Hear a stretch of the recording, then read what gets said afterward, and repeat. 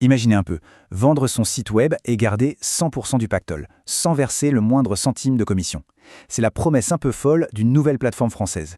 Alors, on va décortiquer ça ensemble pour voir ce que ça vaut vraiment. Ah, c'est la question qui fâche, n'est-ce pas? Pour tous ceux qui ont passé des nuits blanches sur leur site, des mois, parfois des années. Et au moment de vendre, hop, une grosse commission qui vient amputer le résultat. C'est, disons, frustrant. Oui, c'est vraiment là que ça coince. On ne parle pas de quelques euros, hein. Sur une belle vente, ça peut vite chiffrer en milliers d'euros. Et forcément, ça laisse un goût amer. On a juste envie de toucher l'intégralité de ce pourquoi on a travaillé, c'est bien normal. Et voilà, le chiffre qui met un grand coup de pied dans la fourmilière. 0%.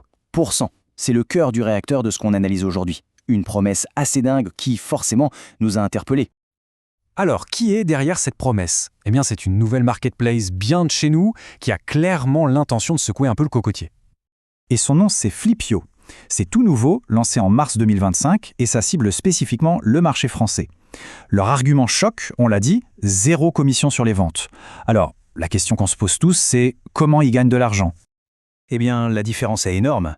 Les plateformes classiques, elles se servent sur la vente. Flipio, non. Eux, leur modèle économique repose sur des options payantes. En gros, si un vendeur veut que son annonce soit plus visible, il peut payer pour un boost. Mais c'est totalement optionnel. Personne n'est obligé de payer quoi que ce soit pour vendre. Et ça change tout.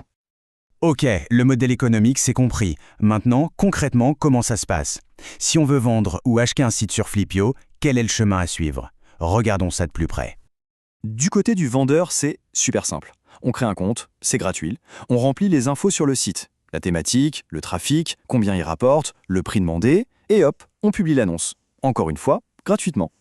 Si on est un peu pressé ou si on veut mettre toutes les chances de son côté, il y a cette fameuse option Boost.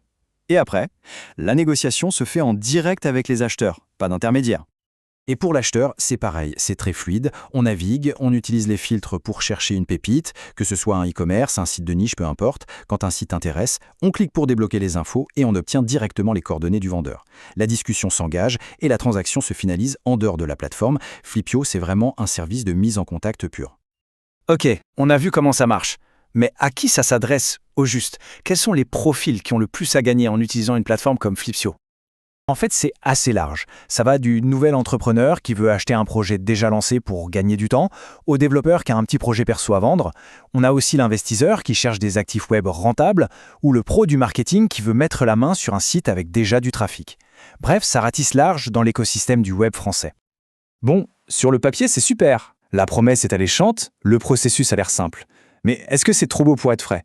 Il est temps de regarder ça avec un œil critique et de peser le pour et le contre. Alors, les avantages, on les a bien vus. Le zéro commission, c'est l'argument massu. Les annonces gratuites et le contact direct, c'est top aussi. Mais il y a des bémols, forcément. D'abord, c'est une plateforme très récente, donc on manque un peu de recul. Ensuite, le processus en cas de pépin, de litige n'est pas super documenté.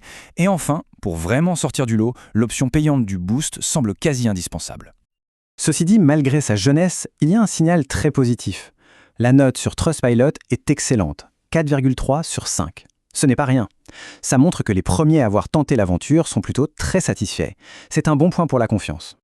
Et les témoignages vont dans le même sens. On a celui de Mohamed El Ghani, par exemple, qui parle de plateformes fiables et transparentes. Ce sont des mots qui reviennent beaucoup. Et il insiste sur « sans frais cachés », ce qui est vraiment le nerf de la guerre pour beaucoup de monde. Un autre exemple, c'est celui de Grégoire Essio, qui a vendu un site de niche en quelques jours sans prise de tête. Il parle d'interface fluide, de support réactif et d'acheteurs sérieux.